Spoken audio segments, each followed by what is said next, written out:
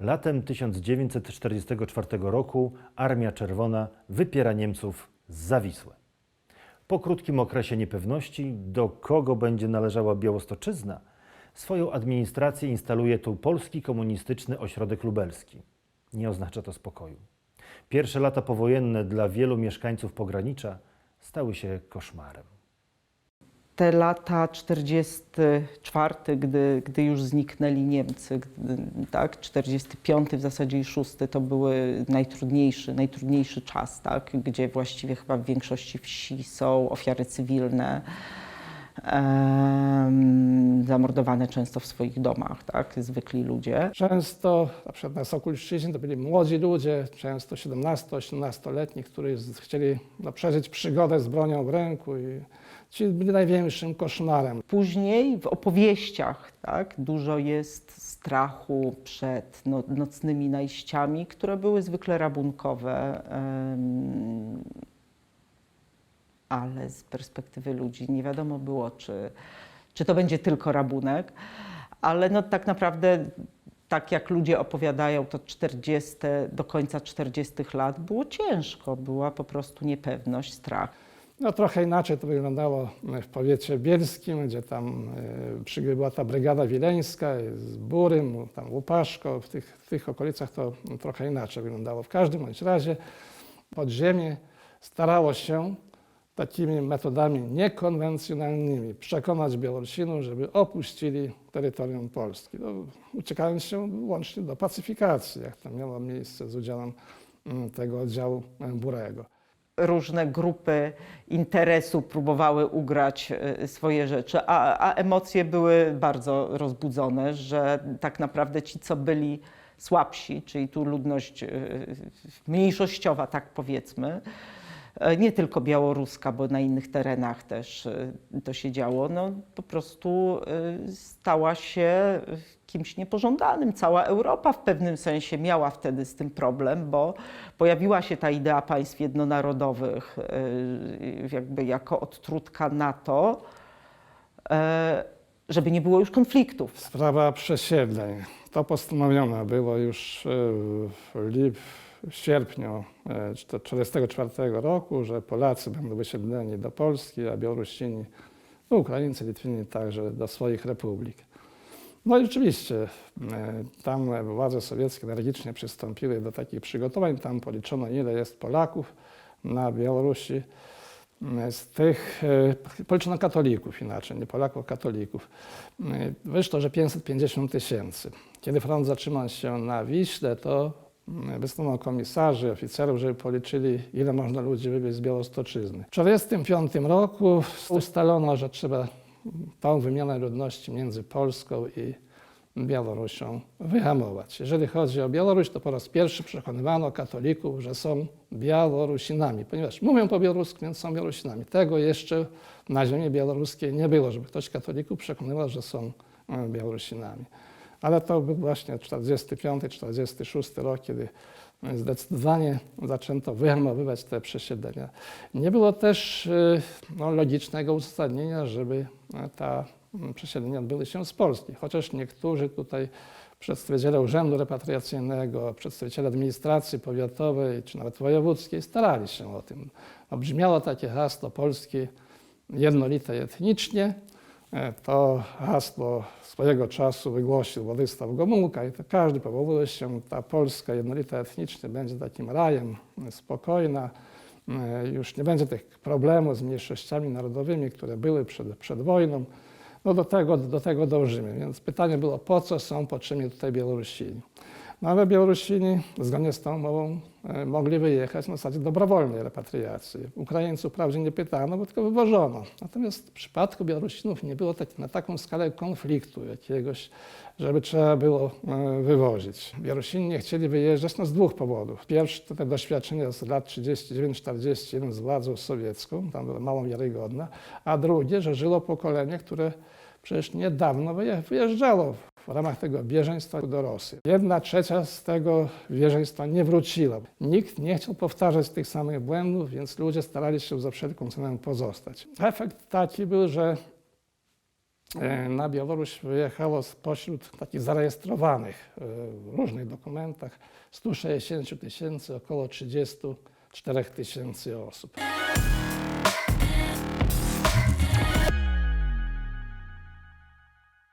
Pełnomocnik PKWN na województwo białostockie Leonard Borkowicz przyjechał z dobrą myślą, są Białorusini, no więc szkoły, proszę bardzo. Nawet on stworzył taki projekt zabezpieczenia dla tych szkół, kadrę nauczycielską, powołania jakiegoś instytutu kształcenia nauczycieli. No w każdym razie pełna infrastruktura, absolutnie szanujemy prawa mniejszości, bardzo poważnie.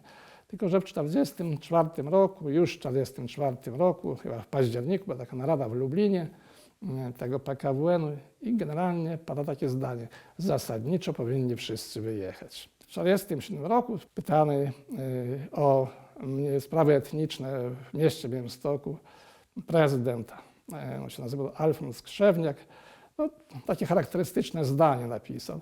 No, były tu jakieś elementy, które same siebie określały jako Białorusini, a w tej chwili nie ma takich. Wszyscy twierdzą, że są Polakami.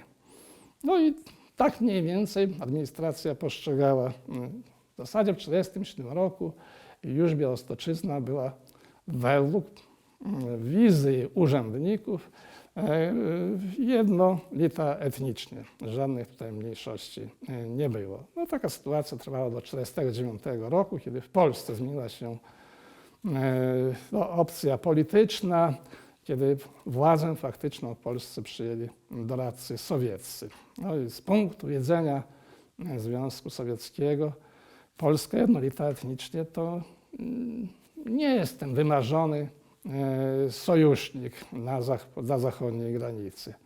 W 1949 roku już tej doradcy sowieccy przywrócili pojęcie dobrego Niemca, bo też NRD powstało, więc nie wszyscy Ślązacy musieli już być, Ślązakami mogli być Niemcami, no i także oficjalnie już po prostu mogli być Niemcy. Nie wszyscy Ukraińcy byli banderowcami, więc mogli być Ukraińcami. Już zaczęto poszczególnym mniejszościom dawać szkoły. W czerwcu 1949 roku zapada decyzja na najwyższym szczeblu Komitetu Centralnego Polskiej Zjednoczonej Partii Robotniczej, że będą organizowane szkoły białoruskie. W ciągu wakacji administracja oświatowa przystępuje do działań. W takich gminach jak Gródek, jak Bielsk, tak, jak Hajnówka, przecież tam zdecydowana większość tychże dzieci, które uczęszczały do polskiej szkoły, było narodowości białoruskiej. W tej polskiej szkole te dzieci przecież wyniosły z domu język białoruski i one przecież po białorusku również w tychże szkołach polskich mówiły. Problem był z nauczycielami.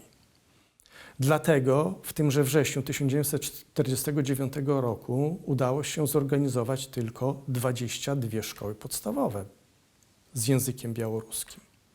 Tylko na tyle szkół zebrano kadry w miarę przygotowanej. Zresztą były to szkoły niepełne w większości. Również 2 szkoły zorganizowano w ramach tzw. 11-latek, czyli 7-klasowej szkoły podstawowej i 4-klasowej szkoły licealnej w Bielsku Podlaskim i w Hajnówce. Szybko również się otworzono przy Liceum Pedagogicznym w Białymstoku początkowo klasę z językiem białoruskim, która przygotowywać miała właśnie nauczycieli do szkół podstawowych. Później przeniesiono tąże klasę do Pedagogicznego Liceum w Bielsku Podlaskim, gdzie był jeden ciąg dla nauczycieli właśnie w przyszłości do szkół podstawowych białoruskich. Więc w 50 latach, już tam 54-5 rok, zaczęli wychodzić wyszkoleni, przygotowani nauczyciele do nauki, ale w szkołach podstawowych. Niestety tutaj trzeba również wspomnieć o pewnej polityce administracji państwowej, bo na przykład nie wszyscy ciż absolwenci liceum tego ciągu klasowego białoruskiego z Liceum Bielskiego szli do białoruskich szkół. Wysyłano ich na przykład pod Ełk, wysyłano do Wysokiego Mazowieckiego, a nie do szkół, gdzie w większości były dzieci narodowości białoruskiej, tu na wschodnich terenach województwa białostockiego.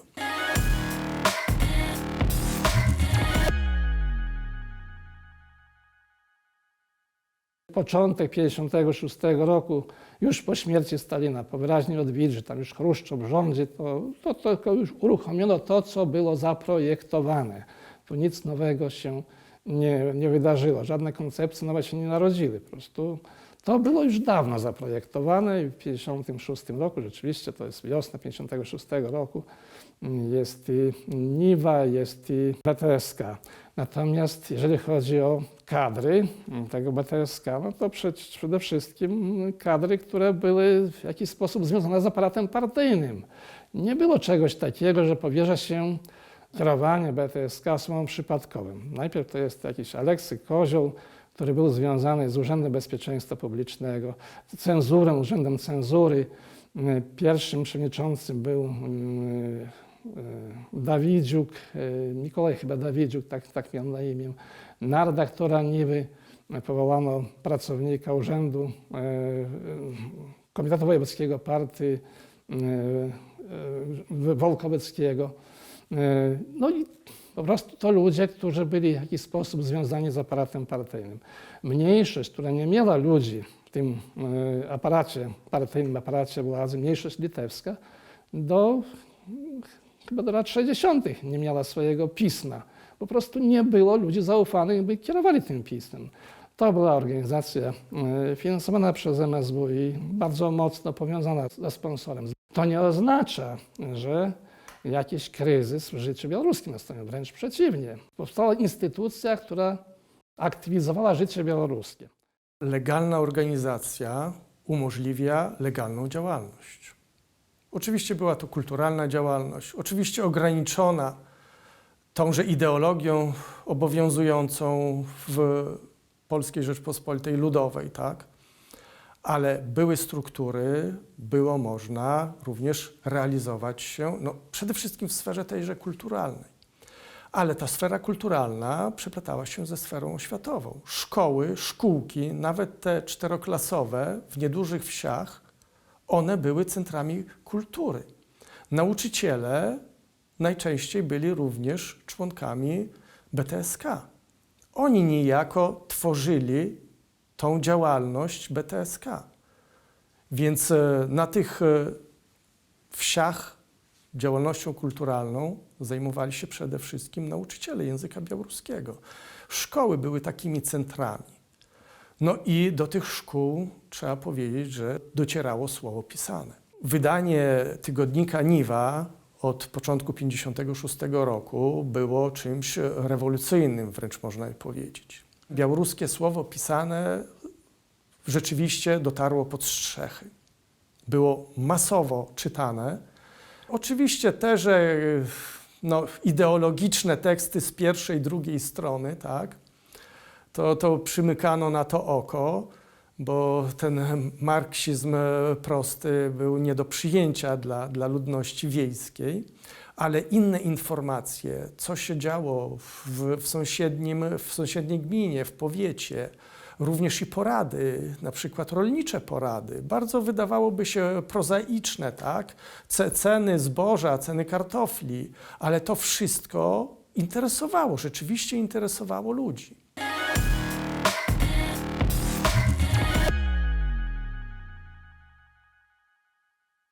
Tylu, ilu korespondentów miała Niwa, to nie wiem, czy Gazeta Białostocka w tym okresie miała tylu korespondentów, która obejmowała całe województwo białostockie. Władza dała nam gazetę, władza nam dała organizację. Możemy mówić, możemy tańczyć, możemy śpiewać we własnym języku. I to był też pewnego rodzaju renesans życia białoruskiego, odrodzenie życia białoruskiego. W większości miejscowości powstawały albo chóry, albo zespoły taneczne, zespoły teatralne. Wtedy jeszcze wsie były bardzo, bardzo ludne. Dużo było jeszcze młodzieży, to jest połowa lat 50. Więc nie było żadnego problemu z organizacją tego typu życia kulturalnego i to rzeczywiście nastąpił taki renesans. Najlepsze czasy były praktycznie w 50. latach i początku 60. lat. Wtedy powstawały nowe szkoły, to znaczy nie tyle powstawały nowe szkoły, co wprowadzano język białoruski do tychże szkół. Ale trzeba zauważyć, że już w 54, w 55 roku, na przykład na Sokulszczyźnie, Białostoczyźnie, rodzice wnioskują do władz oświatowych, by nie nauczano wszystkich przedmiotów w języku białoruskim, a tylko żeby był język białoruski jako przedmiot, tak? Bo jesteśmy Białorusinami, chcemy jednak znać tenże język literacki i kulturę białoruską, ale język polski w warunkach Polskiej Rzeczpospolitej Ludowej do awansu, społecznego awansu dzieci wiejskich przede wszystkim, był konieczny. Tychże dzieci pod koniec lat 60. było ponad 10 000, które uczyły się języka białoruskiego. Było prawie że 180 placówek oświatowych, szkół w różny sposób zorganizowanych. Nie były to 8-letnie w pełni, ale były 4-letnie, 6-letnie, tak, 4-klasowe, 6-klasowe, w których uczono języka białoruskiego. No i niestety, ale przyszedł już czas Gierka, tak, 70. lata i w 70. latach odstąpiono od tego, że całe praktycznie społeczności wiejskie to są białoruskie i tam szkoły są z językiem białoruskim, gdzie wszystkie dzieci się uczą języka białoruskiego. Liderzy BTSK piszą list do Ministerstwa Oświaty, żeby szkoły białoruskie zlikwidować nauczanie języka białoruskiego, to ułatwi integrację Białorusinów w socjalistycznym społeczeństwie polskim.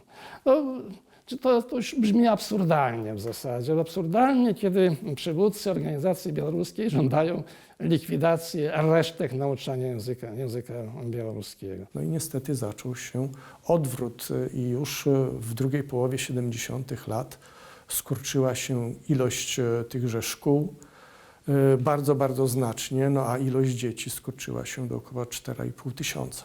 Szkół, gdzie naucza się wszystkich przedmiotów w języku białoruskim, już praktycznie nie ma. Są szkoły z dodatkową nauką języka białoruskiego. Znów pada takie hasło z wielkich trybów partyjnych o jedności moralno-politycznej narodu polskiego, gdzie nie ma w ogóle wzmianki o tym, że istnieją jeszcze jacyś obywatele niepolskiej narodowości.